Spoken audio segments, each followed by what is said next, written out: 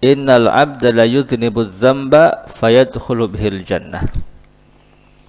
Jadi ada seseorang yang justru dia masuk ke dalam sorga disebabkan dosa yang dilakukannya. Ada orang masuk, artinya apa? Artinya bukan dosanya yang menyebabkan dia lalu kemudian masuk ke dalam sorga, tapi dosanya itu menjadi perantara atau sebab dia masuk ke dalam sorga Allah Subhanahu wa ta'ala. Jadi katakan innal 'abda la yudhnibu dzamba. Ada seorang hamba dia melakukan dosa. La yudhnibu dzamba, dia melakukan dosa. Dia melakukan maksiat, melakukan pelanggaran kepada Allah Subhanahu wa ta'ala. Tapi lalu kemudian fayadkhulu bihil jannah. Lalu kemudian hamba yang melakukan dosa itu justru dia masuk ke dalam sorga bihi ay bisababiz dzambi, dengan disebabkan dosa yang dilakukannya. Bukan dosanya yang memasukkan dia ke dalam sorga, tapi dosanya menjadikan dia bertaubat kepada Allah, sehingga taubatnya itulah yang menyebabkan dia masuk ke dalam sorga Allah Subhanahu wa ta'ala. Fayadkhulu bihil jannah, lalu kemudian dia masuk ke dalam sorga. Bagaimana bisa orang yang melakukan dosa masuk ke dalam sorga? Makanya dikatakan yakunu nusba ainaihi, dosa yang telah dia lakukan, pelanggaran dan maksiat, yakunu nusba ainaihi, selalu berada di hadapan matanya, selalu terbayang-bayang, selalu teringat.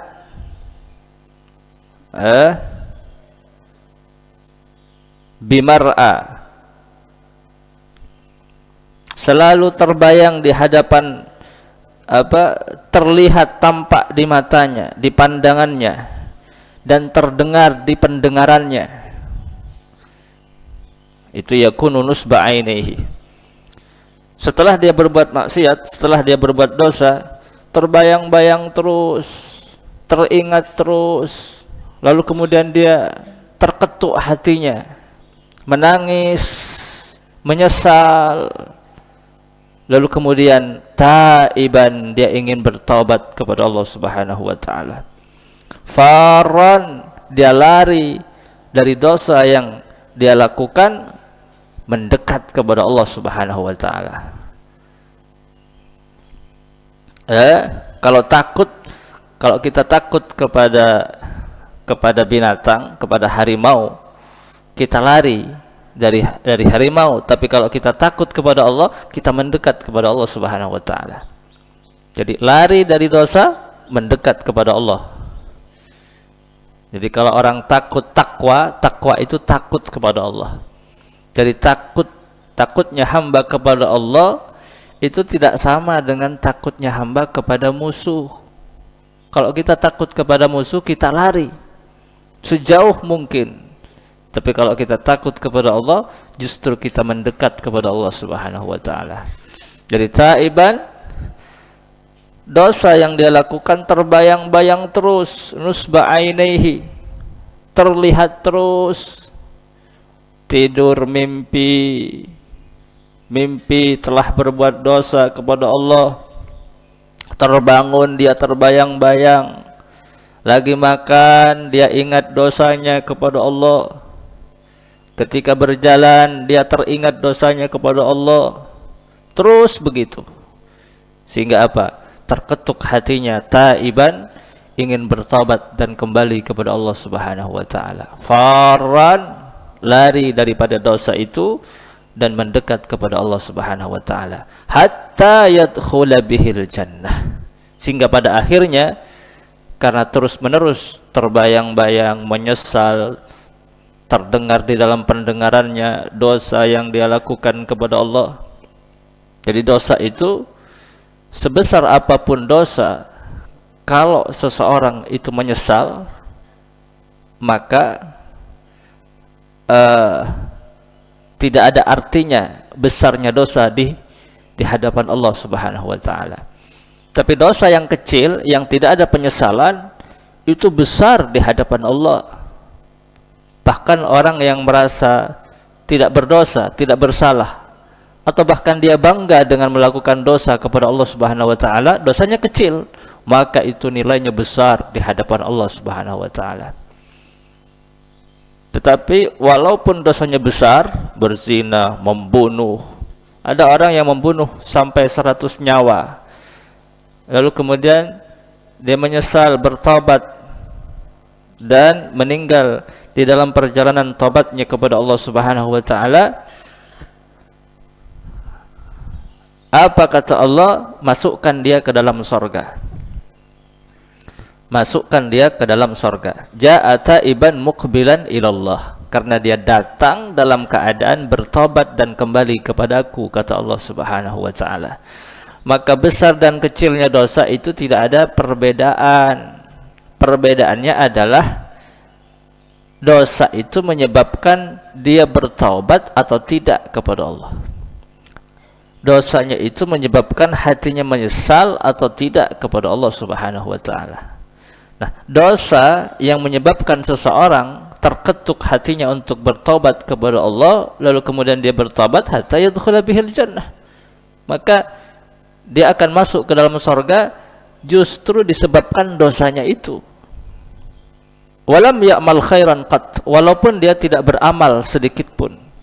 Itu cerita orang yang membunuh 99 nyawa, ini dosa besar. Ya. Membunuh satu nyawa itu seperti membunuh manusia secara keseluruhan. Ini 99 nyawa. Lalu kemudian bertanya kepada orang alim dari orang pendeta Yahudi, fahalli min taubah, aku telah membunuh 99 nyawa, apakah aku masih diterima oleh Allah? Apakah aku masih bisa bertobat kepada Allah? Kata si alim ini, oh nggak bisa, neraka kamu tempatnya. Kamu sudah membunuh dan melakukan dosa besar, membunuh 99 nyawa. Akhirnya digenapkan sampai 100 nyawa. Dibunuhlah si alim itu dan genaplah 100 nyawa yang sudah dihabisi. Akhirnya dia pergi ke pertama datang bukan ke alim ya, ke abid. Pertama datang ke abid. Jadi yang dibunuh itu abid, bukan alim. Lalu kemudian yang kedua dia datang kepada alim. Nah, ini bedanya antara abid dengan alim. Jadi kalau abid dia hanya ahli ibadah tapi tidak bijak di dalam memberikan nasihat. Beda dengan alim. Orang alim ketika diminta nasihat dia bijak. Dia datang kepada orang yang alim, orang yang ngerti. Fahalli min taubah, aku telah membunuh 100 nyawa. 100 nyawa. Ini zamba, dosa, bukan dosa kecil, dosa besar. Bukan 100 nyawa yang dia habisi. Fahalli min taubah, apakah aku masih bisa bertobat kepada Allah? Akhirnya kata si alim, oh bisa.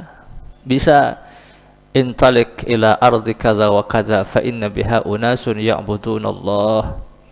Pergilah kamu, pindahlah kamu dari desamu menuju desa di mana seluruh penduduknya itu beribadah menyembah Allah Subhanahu wa taala. Fa'budillaha ma'ahum.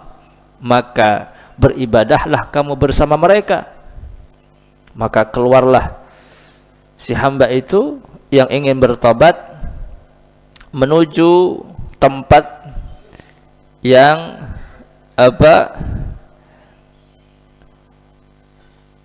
penduduknya seluruhnya menyembah Allah Subhanahu wa taala. Fa idzan tasafat tariq, ketika berada di tengah perjalanan dia meninggal dunia. Ketika meninggal dunia maka turunlah malaikatul azab dan malaikatul rahmah. Kata malaikatul rahmah, hamba ini masuk surga, dia pantas masuk surga karena dia telah bertobat kepada Allah Subhanahu wa taala. Walaupun telah membunuh 100 nyawa dan tidak memiliki amal baik apapun, dia pantas masuk ke dalam surga. Karena di akhir hidupnya dia meninggal dalam keadaan bertobat kepada Allah Subhanahu wa taala. Itu kata malaikatul rahmah. Kata malaikatul azab enggak bisa. Bagaimana bisa masuk surga? Fa innahu lam ya'mal khairan qat. Dia enggak salat sama sekali. Enggak pernah zakat, enggak pernah puasa, enggak punya amal baik. Bagaimana masuk surga? Surga itu tempatnya orang yang punya amal baik, sedangkan ini enggak punya amal baik.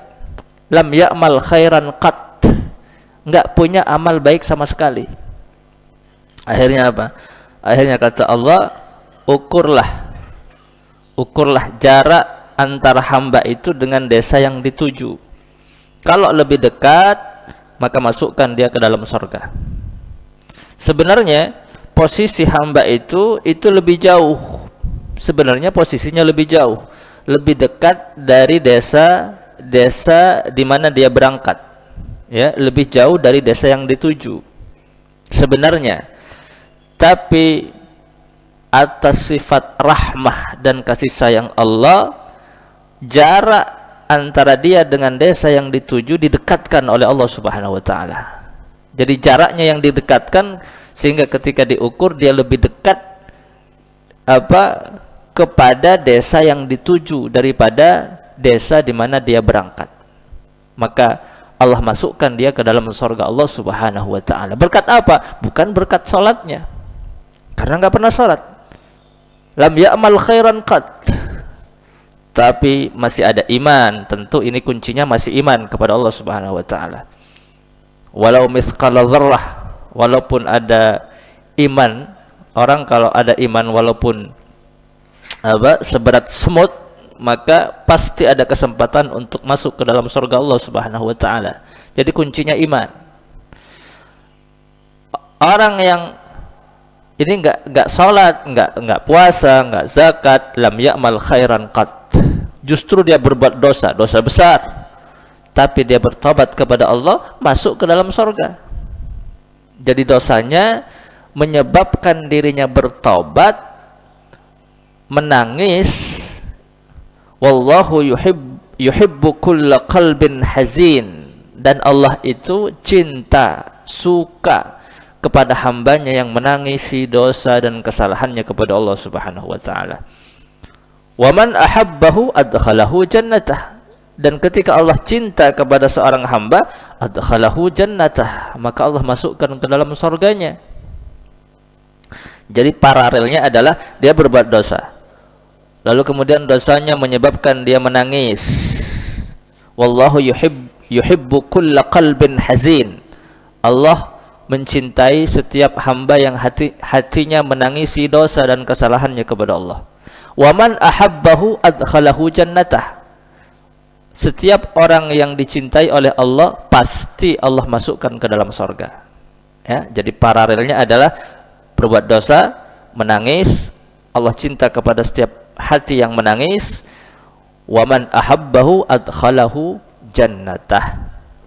Dan dikatakan Al-Imam Ad-Darani, ma amila Dawudu amalan anfa'alahu minal khati'ah. Ma amila Dawudu, tidaklah Nabi Daud beramal, melakukan sesuatu, anfa'ah, yang lebih manfaat, lahu, untuk Nabi Daud, minal khati'ah, dari dosa yang dilakukan kepada Allah Subhanahu wa taala. Jadi Nabi Daud itu pernah melakukan dosa. Justru itu adalah amal yang paling manfaat, karena dosanya menyebabkan Nabi Daud alaihissalam bersujud kepada Allah, menangis, bertobat kepada Allah Subhanahu wa taala, dan sebab itulah derajatnya diangkat oleh Allah Subhanahu wa taala. Maka dikatakan ma amila Dawudu amalan anfa'alahu minal khati'ah. Jadi cara kita mendekat kepada Allah itu bukan dengan ibadah saja, ya, dengan ibadah, salat, zikir, Tapi justru dengan dosa itu kita bisa mendekat kepada Allah. Jika dosa itu menjadikan kita bertaubat, menyesal, lalu kemudian lari dari dosa itu, memutus seluruh apa yang menyebabkan kita berdosa kepada Allah, dan kita mendekat, bertaubat kepada Allah Subhanahu wa taala. Maka itu juga termasuk kebaikan. Jadi orang baik itu bukan hanya orang yang berbuat baik, tapi orang yang menyesal dari perbuatan dosa itu baik. Jadi baik itu bukan hanya melakukan ibadah, tapi berusaha untuk menjauhi maksiat, itu juga termasuk daripada kebaikan. La haula wala quwata, tidak ada daya, la haulah, tidak ada daya menjauh daripada dari kelakuan maksiat, wala quwatah, dan tak ada kekuatan ini dalam melakukan ibadah. Jadi beribadah itu baik, berusaha untuk jauh daripada kelakuan dosa aja juga bagus. Wallahu a'lam.